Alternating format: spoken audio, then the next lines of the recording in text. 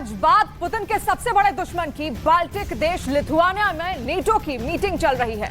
वहां Joe Biden भी मौजूद हैं, ऋषि सुनक भी मौजूद हैं, फ्रांस और जर्मनी के लीडर भी वहीं पर हैं और सबका फोकस रूस पर है। लेकिन इस बीच जेलेंस्की ने ऐसी बात कह दी जिसकी वजह से 31 देशों का यह मिलिट्री गठबंधन बहुत ज्यादा दबाव में आ गया।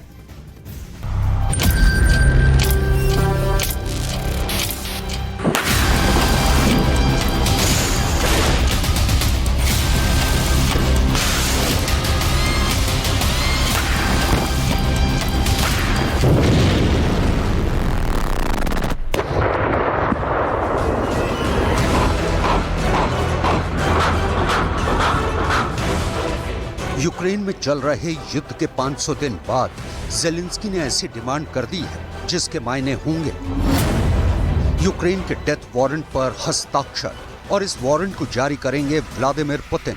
पुतिन ने यूक्रेन का युद्ध इसलिए छेड़ा क्योंकि उनको पूरा यकीन था कि यूक्रेन नेटो के कब्जे में आता जा रहा है।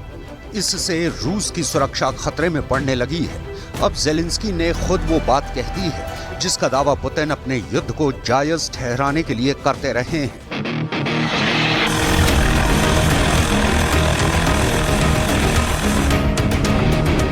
लिथुआनिया में नेटो समिट को लेकर जेलेंस्की ने अपनी ख्वाहिश का ऐसा इजहार किया जो चंद घंटों में वायरल होकर जग जाहिर हो गया।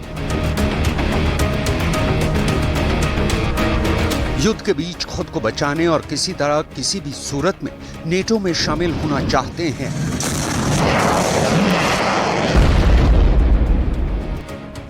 जेलेंस्की का इरादा साफ है, वो बस बाइडेन को अपना बॉडीगार्ड बनाना चाहते हैं और सुरक्षा की ये गारंटी उन्हें नेटो से ही मिल सकती है।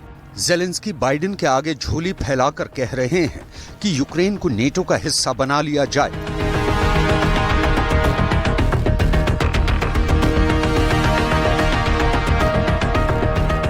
Реальність тут, на східному фланзі НАТО, коли ми подавали заявку на вступ в НАТО, ми говорили відверто, де-факто Україна вже в Альянсі. Наша зброя – це зброя Альянсу. Наші цінності – це те, у що вірить Альянс, а наш захист – це саме той елемент формули Європи, який робить її об'єднаною, вільною та у мирі.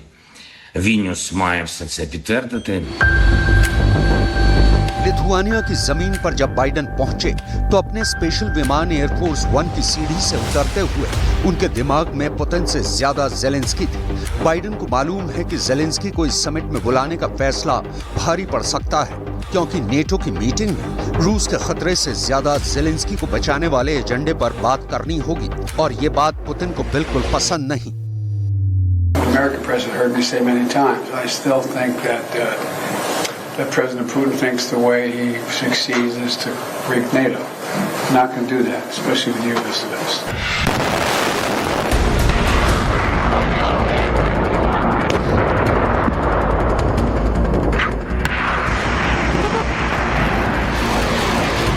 यूक्रेन की मदद करने में अभी तक नेटो पीछे नहीं रहा है। जेलेंस्की को लाखों करोड़ों का पैकेज मिला है। जेलेंस्की को अरबों के हथियार मिल चुके हैं।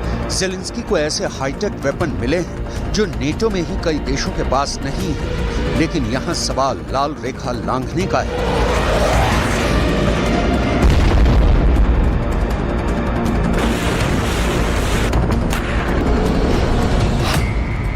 पुतिन ने एक रेड लाइन बनाई हुई है। ये पूर्वी यूरोप के उन देशों के लिए है जो कभी रूस का हिस्सा थे या रूस के बॉर्डर जिनसे मिलते हैं।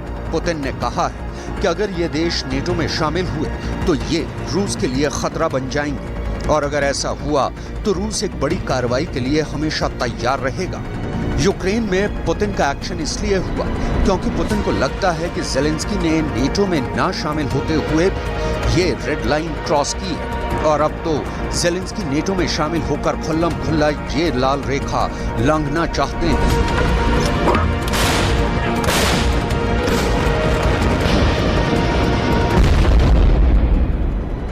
नेटो खुद पुतिन को लेकर बहुत ज्यादा कंफ्यूज है।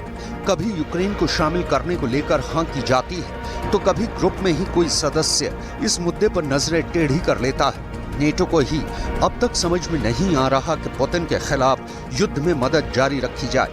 हजारों करोड़ दान में देकर भी जेलेंस्की ने कुछ करके नहीं दिखाया है।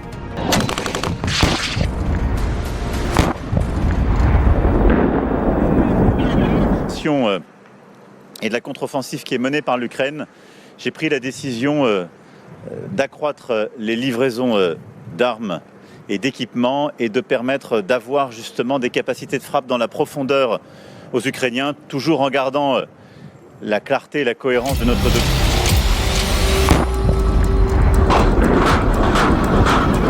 पुतिन लगातार यूक्रेन पर अपनी पकड़ मजबूत करते जा रहे हैं। ऐसे में नेटो के पास यूक्रेन में बचाने के लिए क्या रह गया है, ये बड़ा सवाल है। ज़ेलेंस्की को नेटो की सदस्यता दिए जाने का मीटर युद्ध शुरू होने के साथ ही तेजी से चलने लगा था। 2022 में ये ज्यादा एक्टिव हो गया, लेकिन अब 2023 का साल आधा बीत जाने के बाद बाइडेन को इसमें दम नजर नहीं आ रहा। नेटो वाले मीटर का ये हाल है कि आज की तारीख में यूक्रेन को मेंबर बना भी लिया जाए तो क्या फायदा, क्योंकि यूक्रेन का बड़ा हिस्सा पुतिन के पास जा चुका है।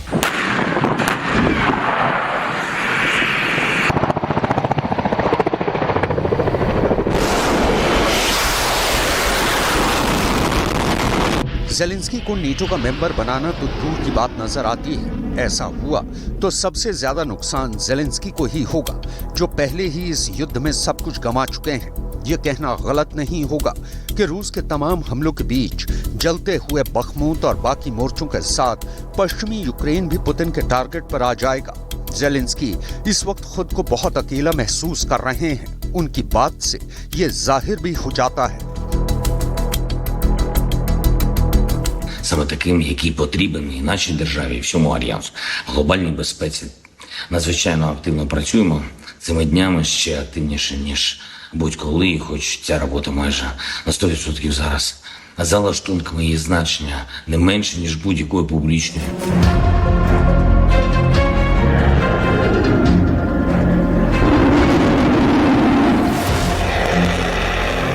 अमेरिका ज़ेलेंस्की को क्लस्टर बम देना चाहता है, जिससे रूस को बड़ा खतरा पैदा होगा। इस बात से यूरोप के कई देश खुश नहीं हैं, क्योंकि क्लस्टर बम के धमाकों की चिंगारी सबसे पहले उन पर आएगी। पुतिन के सामने ऐसे बम फटे तो इसकी जवाबी कार्रवाई पूरे यूरोप को अपनी जद में ले सकती है। वहीं F-16 जैसे लड़ाकू विमान पर अमेरिका अब भी कदम आगे बढ़ाने से डर रहा है, क्योंकि ऐसे फाइटर जेट को लेकर वर्ल्ड वॉर का खतरा पैदा हो जाएगा। ये बात सिर्फ बाइडेन ही नहीं, पूरा नेटो जानता है। The last 500 days of Putin's war in Ukraine has reminded us of the enduring unity and importance of this very special military alliance, which the UK has been at the heart of for an entire time of its existence. I think priorities for this summit are to strengthen that alliance so that we can face the threats of the future and protect ourselves adequately against them. देखा जाए तो Europe के नेता Putin की खिंचाई भी करते हैं, लेकिन अंदर से यूरोप बहुत ज्यादा डरा हुआ है।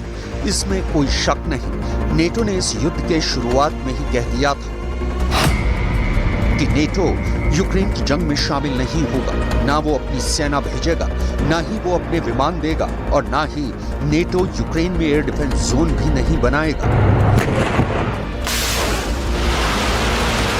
नेटो के इलाके की पूर्वी सीमा के ठीक बगल में बहुत बड़ी जंग चल रही है, और इस बीच नेटो का कोल्ड रिस्पांस भी जारी है। नेटो के कई सदस्य देशों को लग रहा है कि रूस आगे उन पर हमला कर सकता है। नेटो देश हो या ये ग्रुप क्या है, इसे आपको 5 पॉइंट में समझाते हैं।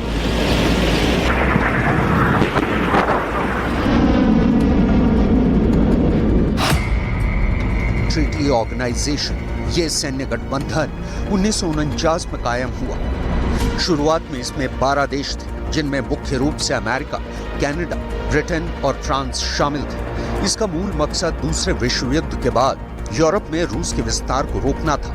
संगठन का मूल सिद्धांत ये है कि अगर किसी एक सदस्य देश पर हमला होता है तो बाकी देश उसकी मदद करेंगे।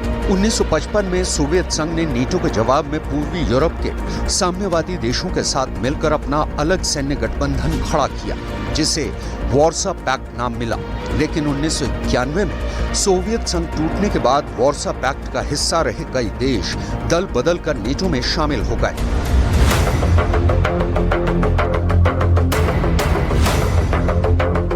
अभी नेटो गठबंधन में 31 देश हैं। ये देश रूस के आसपास युद्धाभ्यास भी करते रहे हैं और यूक्रेन के युद्ध के बाद ऐसी एक्सरसाइज बढ़ा भी दी गई है। इसकी बड़ी वजह है यूक्रेन की जंग और पुतिन से बढ़ते खतरे को देखकर इन्हें लगता है कि युद्ध उनके दरवाजे पर आकर खड़ा हो चुका है। इसी वजह से नेटो अब रूस और यूक्रेन के आसपास अपने इलाकों में फौज और हथियारों की तादाद बढ़ा रहा है और अब तो ज़ेलेंस्की को लगातार हथियार भी नेटो से ही मिल रहे हैं। ज़ेलेंस्की अब लगातार नए हथियार पैकेज की मांग करते आ रहे हैं।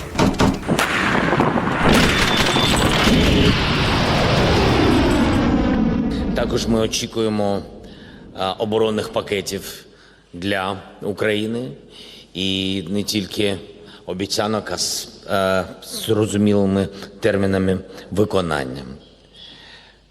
І також будемо на полях саміту обговорювати гарантії безпеки для України.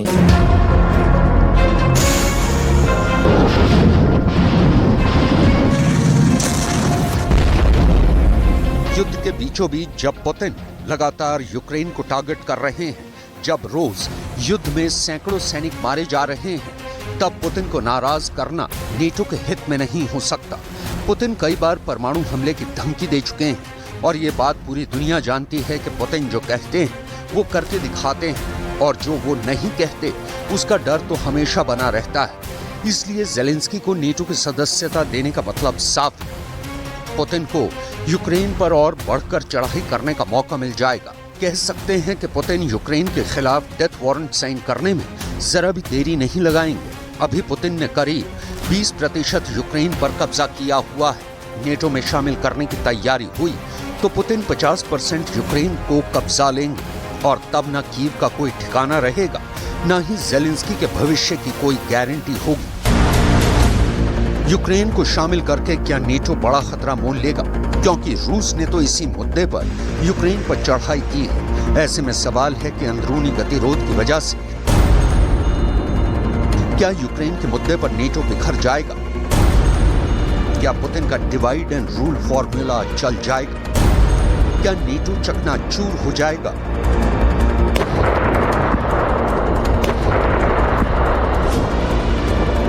ये सवाल इसलिए है क्योंकि यूक्रेन युद्ध का अंत करीब नजर नहीं आ रहा। 2023 का साल आधा बीत चुका है। ज़ेलेंस्की को हार सामने नजर आने लगी है क्योंकि इस वक्त ज़ेलेंस्की नेटो को लेकर बहुत ज्यादा बेकरार है।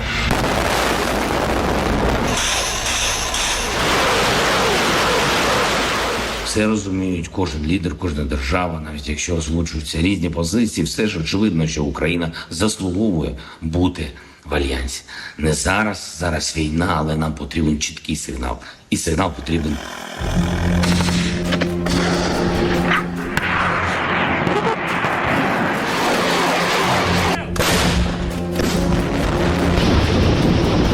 यूक्रेन में युद्ध और रूस के ताबड़तोड़ हमलों के बीच ज़ेलेंस्की के साथ पुतिन की बयानबाजी से साफ है कि यूक्रेन का युद्ध अभी खत्म नहीं होने जा रहा। दोनों तरफ से आग बराबर लगी हुई है। ज़ेलेंस्की सरेंडर नहीं करेंगे, ये तय हो चुका है। ये तो बार बार कह रहे हैं। वहीं पुतिन की बमबारी तब तक नहीं रुकेगी जब तक वो ज़ेलेंस्की को हथियार डालने पर मजबूर न कर दें। अभी ज़ेलेंस्की के सामने उनके तबाह होते शहर हैं। कीव से लेकर खार्किव और ओडेसा से लेकर बखमूत तक रूस की बमबारी में सब कुछ तहस नहस हो चुका है। सवाल है कि क्या पुतिन का ये गुस्सा यूक्रेन तक रुकेगा या आगे बढ़कर इस जंग को विश्व युद्ध में तब्दील कर देगा?